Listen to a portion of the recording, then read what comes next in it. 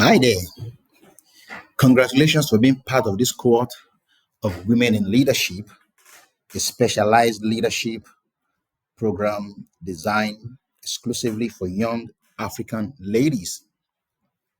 And this is part of the training sessions in the program.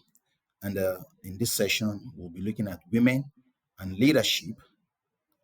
My name is Abiodun Andeleke, and I'm going to be your facilitator for this session. For more about me, you can read my bio on the slide. Now, introduction. There is a general notion, or what we can call a general belief, that the male gender is more superior, or that the girls and women are to be subservient and subjective to the male gender. Now, is this a fact or a bias? If it is a fact, that means when we look down into history, we should be able to see uh, only the male gender as the face of success, as the face of tenacity, the resilience and courage and exceptional leadership. But if we look at history, and we can still find the face of a female gender when we talk about tenacity, when we talk about resilience, when we talk about courage, excellence, and even exceptional leadership, then we can simply conclude that this notion is more of a bias than of a fact. Now, when we talk about fact, we are talking about something that is known or proved to be true. But on the other hand, when we talk of bias, we are looking at disproportionate weight in favor of or against an idea or thing, usually in a way that is closed minded, prejudicial, and unfair. So, definitely, history has been able to tell us and prove to us that this notion that the female gender should be subservient to the male gender is nothing but a bias. So why the bias? Why this bias? The first reason is because of because of our superiority mentality. Because there is this wrong assumption that physical strength equals mental strength. And this idea, promotes superiority of one gender over another, and it has been a major cause of this bias. Then to perpetuate this warped ideology, someone somewhere later on coined the phrase men's world to like fan this ember, to like give credence and support to this warped mentality. They call it a men's world, meaning men's always have their way, or things always go the way of of the men, things always favor men. They coined the word men's world. Is nothing but just to push a superiority mentality. Another reason for the bias is it has become a tool of oppression, because a girl that is enlightened, or a woman that is enlightened and educated, no doubt will strive towards success and excellence. And for men who takes delight in oppressing girls and women, this bias provides an effective tool for oppression.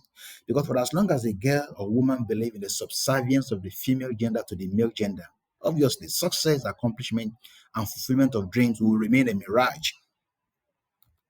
The third reason is to promote inferiority complex. Initially we talk about superiority mentality, where men believe, or the male gender believes, that the male gender is superior to the female gender. Here we are also looking at inferiority complex. There are some men who cannot stand successful and courageous women. They find it difficult to serve under the leadership of women because they have complex issues. And men like this will do all they can to continue fanning the ember of this bias. There are some men that have, superiority mentality, believing that they are superior to the female gender. But those who have complex issues, inferiority complex, they will find it difficult to serve under the leadership of a woman. And of course, they will also find the bias. So the third reason for the bias is also to perpetuate mediocrity. Because for women and girls to perform below their God given capacity and remain in perpetual mediocrity to the benefit of those who promote male superiority, then they must admit to the bias that the male gender is providentially designed to be superior with exclusive rights to success and excellence. In that way, they will be kept, at the level of mediocrity. They won't be able to rise above their God-given vision. They won't be able to rise and conquer the wall which has been set at their feet. And finally, the fifth reason, for the bias is cultural belief. To preserve some cultural beliefs, or in some societies and in some places across the world, the bias that the world belongs to the male gender must be adopted and integrated in the communal life to ensure the perpetuity of this belief. Culturally, there are some cultures that believe that when men talk, women don't talk. When men are discussing and sharing opinions or ideas, women have no ideas to discuss. So if that is a cultural belief, of course, it it will, somehow be integrated into the communal life so that this can be perpetuated, on a continuous basis. There is no doubt that our culture remains an important part of our lives because culture defines who we are. But when such becomes a limiting factor, then there is a need for a reconsideration. It does not matter whatever your cultural beliefs are. Once it becomes a limiting factor to success, to achievement, to greatness, then I strongly believe that there is a need for reconsideration. Now, we're going to be looking at some women who have been able to bust this bias because if we look in history, has been able to tell us that this is nothing but a bias. It's not a fact, it's a bias, that the female gender should be subservient to the male gender, that the phase of success, tenacity, courage, exceptional leadership is the phase of a male gender. That is not true. So we have some women who have been able to bust the bias, and we'll be taking a look at some of these women. Now we'll be looking at the world of politics and governance. And the first one that we'll be looking at is Angela Merkel. For many of us who are familiar with world history, you know, before she finally stepped down as the Chancellor of Germany, she was in that position from year 2005 to 2021. That was a long period of time. She must have performed excellently well for her country to keep voting her in to remain in that position. And for those who are conversant with world events, you will know that Angela Merkel was a very powerful woman while she reigned. Another example is Victoria Dugbe, a Togolese politician who has also served as the Prime Minister of Togo since 28th of September 2020. In fact, she is the first woman to hold that office in her country. So, in the world of politics and governance, we have some women who are doing fantastically well. For some of us, the word Margaret Thatcher might not ring bell because while she reigned, while she was in office, probably some of you might be a little bit younger, but at least in world history, Margaret Thatcher, you know, made a place. You might have come across the phrase where maybe when they want to make reference to a very tough woman, a no-nonsense woman, and it was Margaret Thatcher or Madam Thatcher. This is the real Margaret Thatcher, and she was a British politician, a stateswoman who served as Prime Minister of the United Kingdom from 1979 to 1990. While she reigned, very powerful woman across the whole world, Margaret Thatcher. Another character that we're also going to be looking at is Jacinda Ardern, a New Zealand politician who served as the 48th Prime Minister of New Zealand from 2017 to 2023. While she also reigned very popular across the world, and she also ruled well because her people loved her. These are women that made their marks in politics and governance. Another woman is Vigdis Finnbogadottir, who served as the fourth president of Iceland from 1980 to 1996. She was the world's first woman who was democratically elected as president. Another person we're also going to be looking at is Benazir Bhutto. Some of us might be familiar with the name and some might not be, but Benazir Bhutto was a Pakistani politician who served as the 11th and the 13th Prime Minister of Pakistan from 1988 to 1990 and again from 1993 to 1996 before she was eventually murdered. Still looking at the world of politics and governance, we have Ellen Johnson Sirleaf, a Liberian politician who served as the 24th president of Liberia from 2006 to 2018. Sirleaf was the first elected female head of state in Africa. We had the first one in the world, but when we talk about Africa, this is the first elected female head of state. Many people went to the polls to cast their vote, and a higher number of percentage of people in Liberia actually, casted their votes for her. The next one is Sirima Rataway Bandaranaike, a Sri Lankan politician. She was the first female prime minister. And we had the first female president elected. Now, this is the fourth female prime minister. When she became prime minister of Sri Lanka, who was then known as the Dominion of Ceylon in 1960.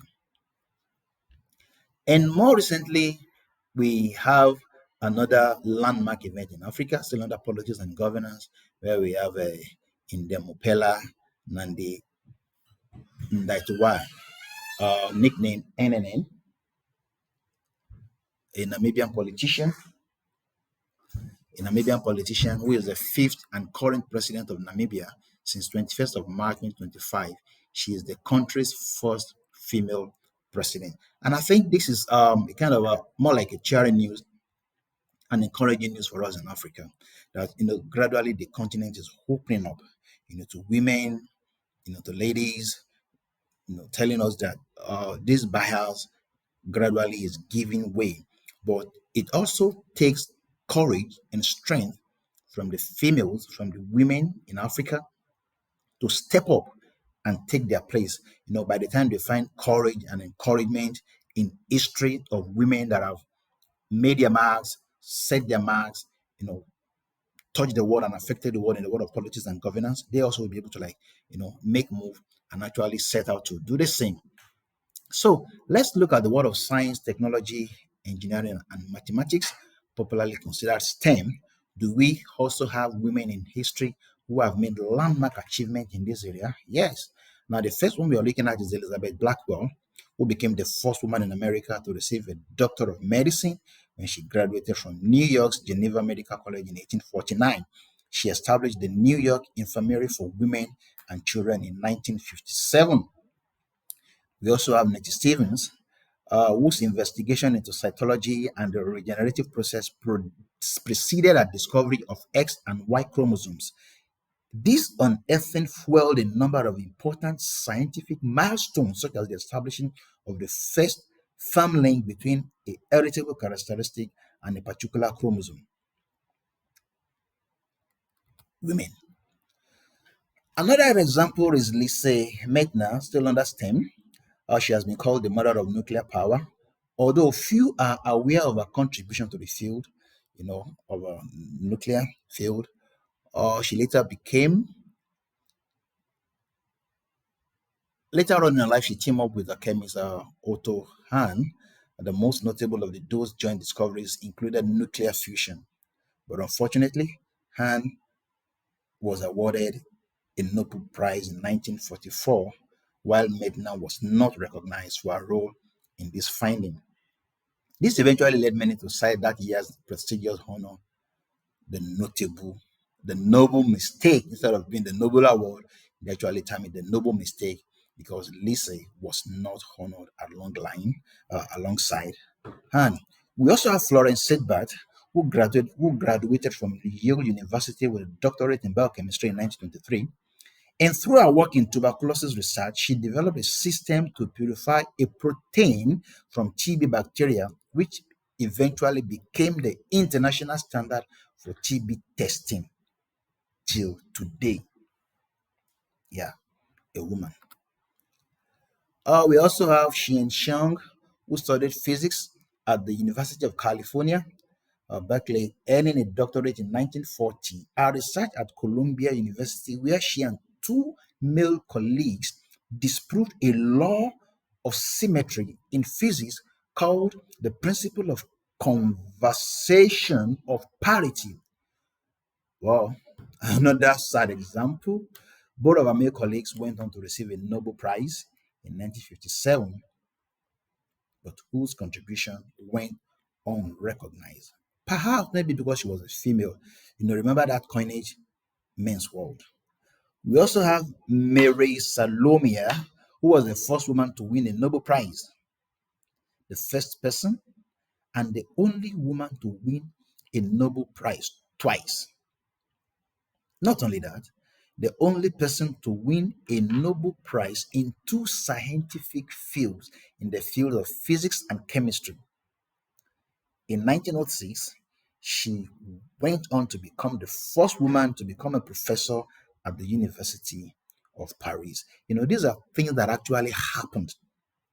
But unfortunately, today they will tell you, oh, a woman cannot go into that field. No, is a field for men, is a men's world. But history has been able to prove to us that if only women can remove that limit from their mindset and from their mentality, they can actually rule the world. So finally, under science, under STEM, we have a Rosalind Elsie Franklin, a British chemist and X-ray crystallographer whose work was central to the understanding of the molecular structures of DNA, RNA, viruses, coal, and graphite.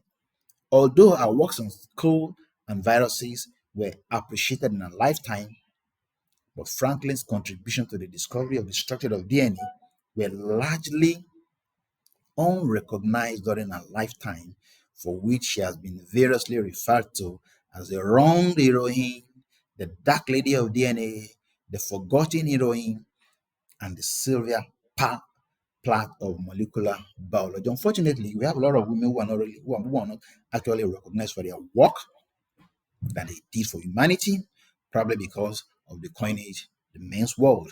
But you know that today that is changing, and it won't just change, it has to change intentionally when you rise up to take your place and say to yourself, what God has given me to become, I can become it.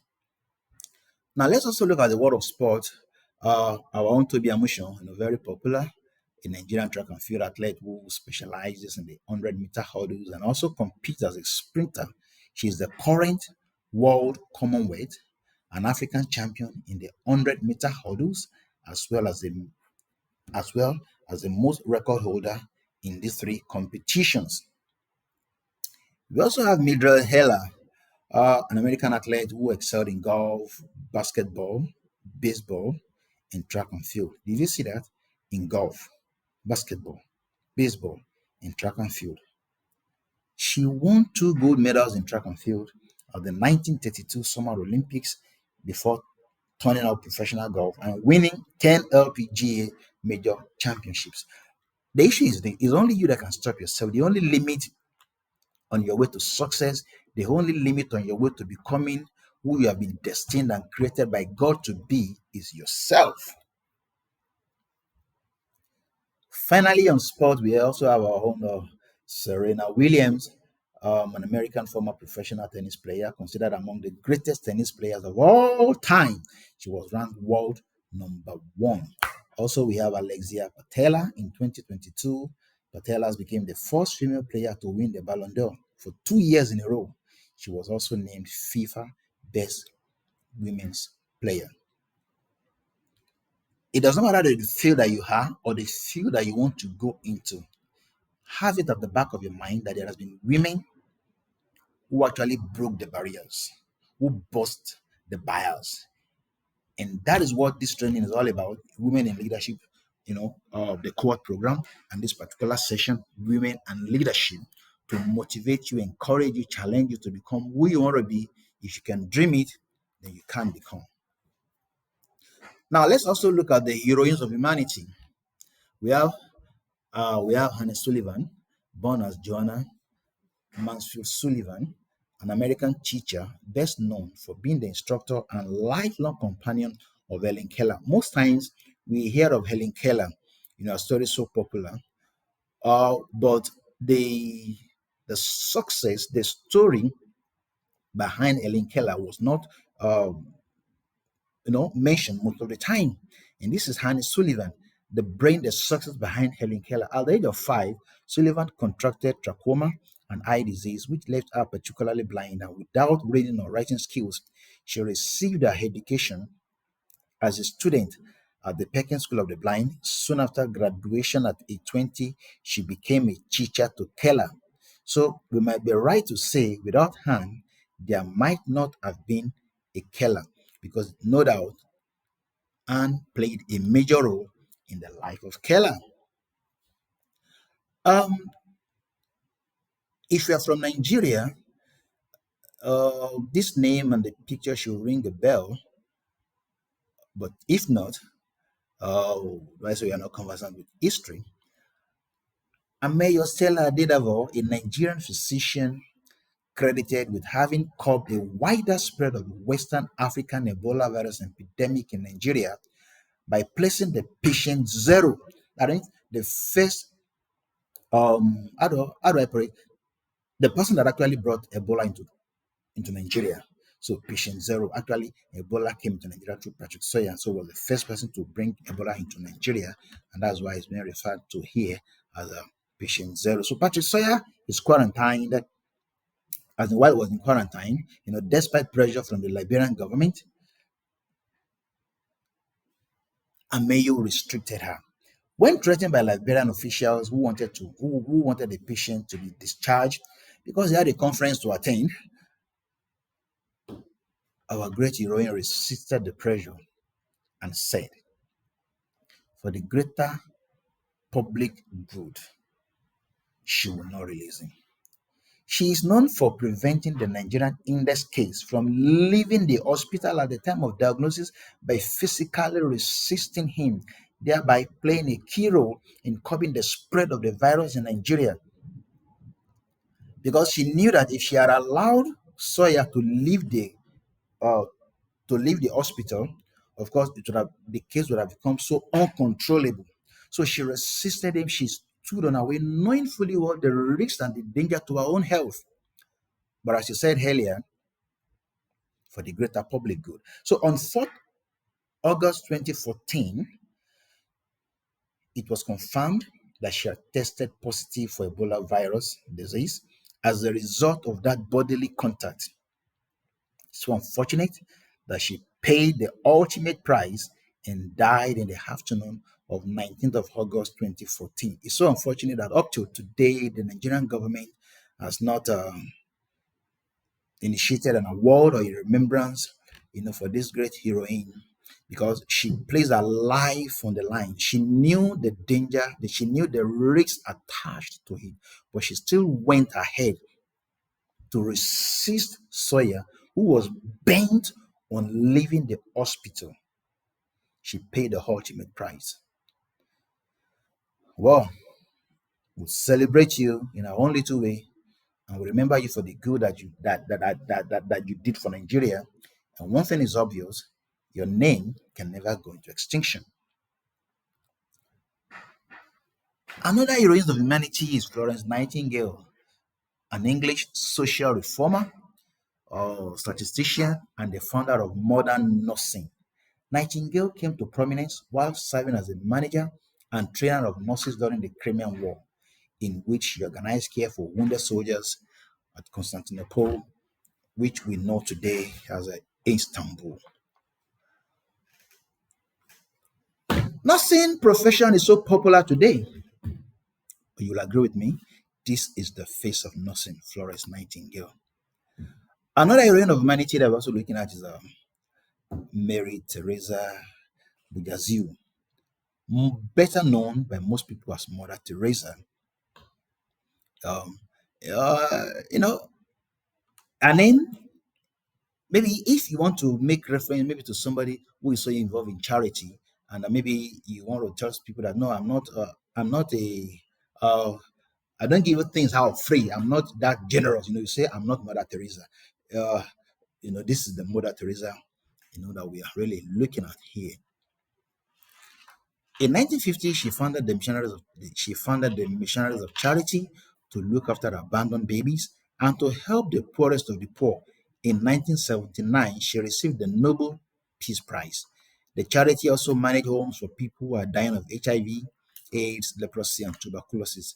Mother Teresa treated everyone with compassion and supported them regardless of their religious beliefs or social status. Her efforts helped millions of people who are suffering from diseases, poverty, homelessness, and starvation. Our work made a difference and no doubt still making a difference.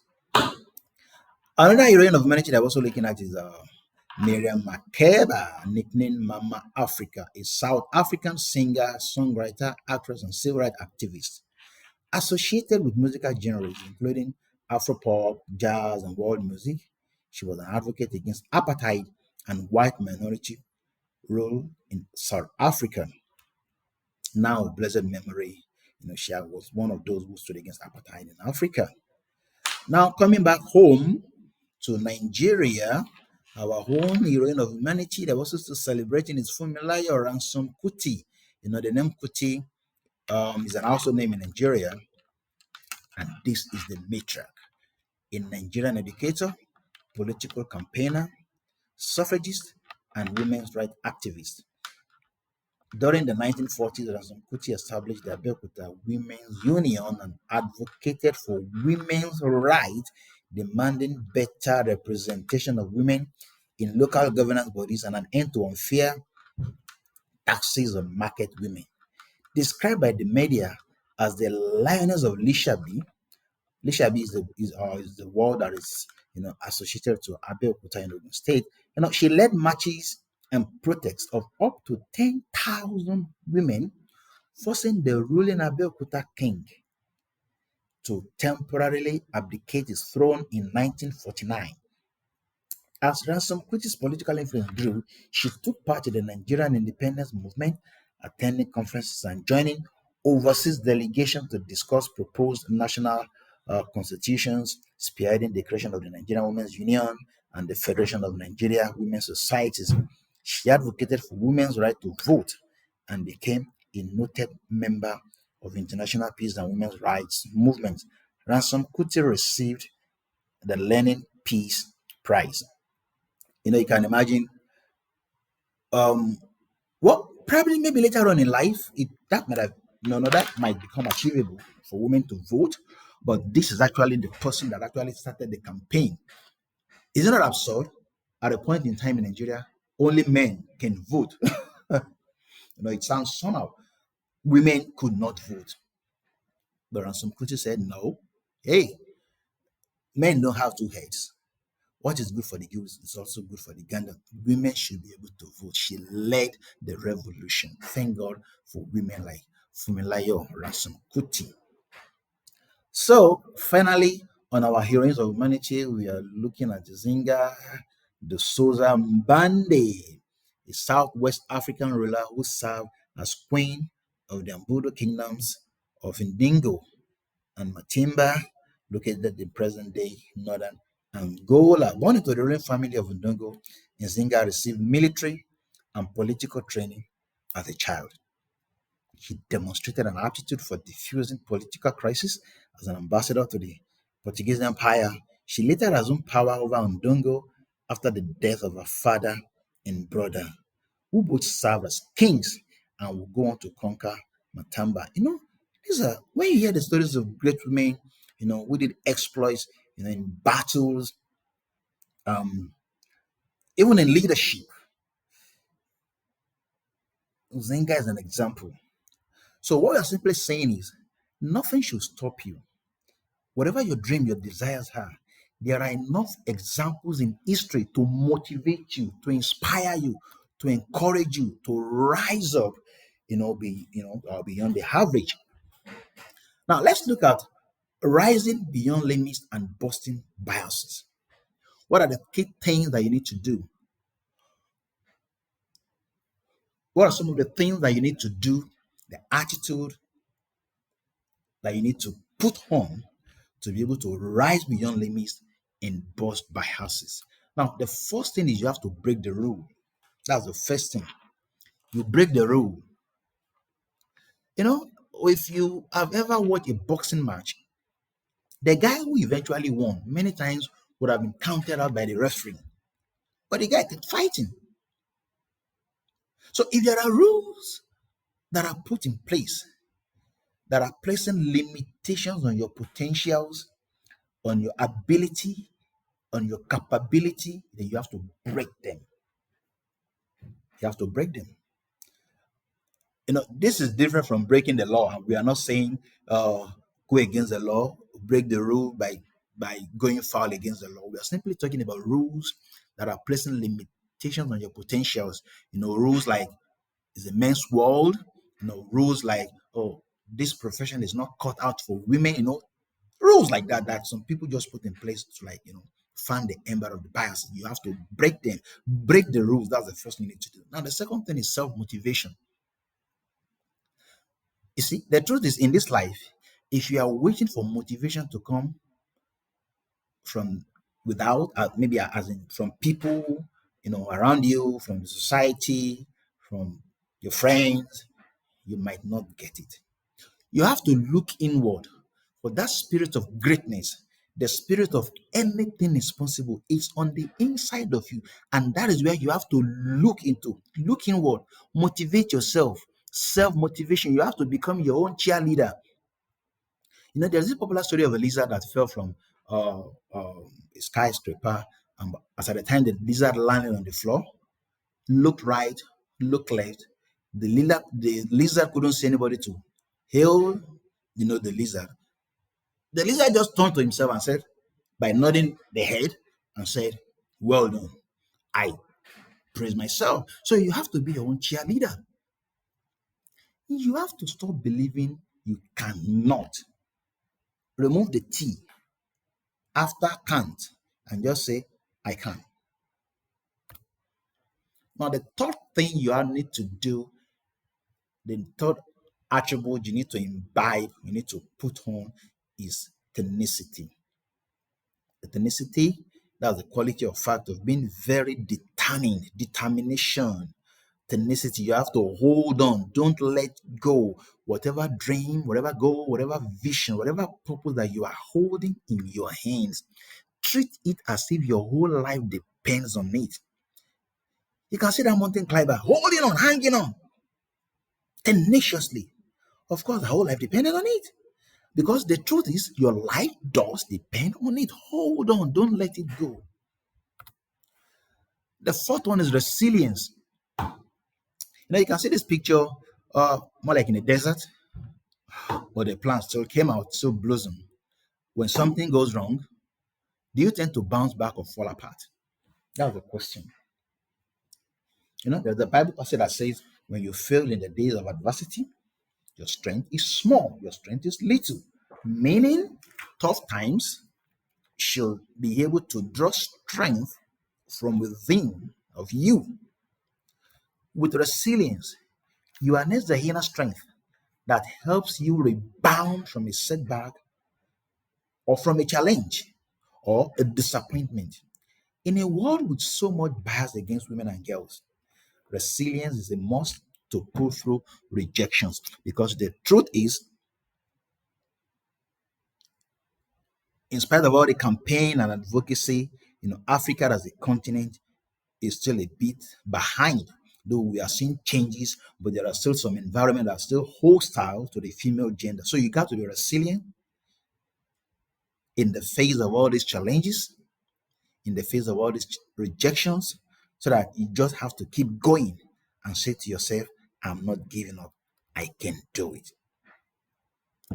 Now, the fifth one is intentionality. I love this word so much, intentionality, because, I talk on intentional leadership, and I believe that you have to be intentional in whatever that you are doing, because when you are intentional in anything that you are doing, it simply means that you are already seeing the outcome even before it comes out. No one succeeds by accident. You must be intentional and be clear in your mind on what you want to achieve and why you want to achieve what you want to achieve. As a matter of fact, the question you must be prepared to answer at all times and at any time is the question of why. And intentionality helps you to answer the question of why. When you ask, why do you want to do this thing? Why are you pursuing this goal? Why are you pursuing this dream? Because you are intentional right from the word go. You are clear in your mind why you are doing what you are doing. So you need to be intentional. So as we round up the training session, I want to say thank you for listening. I'll be dropping the questions and the discussions in the YouTube page.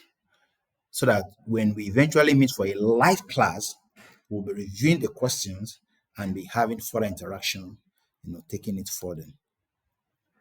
So, um, credits for sites that gave the materials for the materials. And I want to say thank you for watching. This is a program of WASU's Leadership Academy, so a subsidiary of Golden Oasis Spring Foundation. So see you during a live session in class. Check this post on YouTube for the questions and the interaction. See you then. Stay blessed.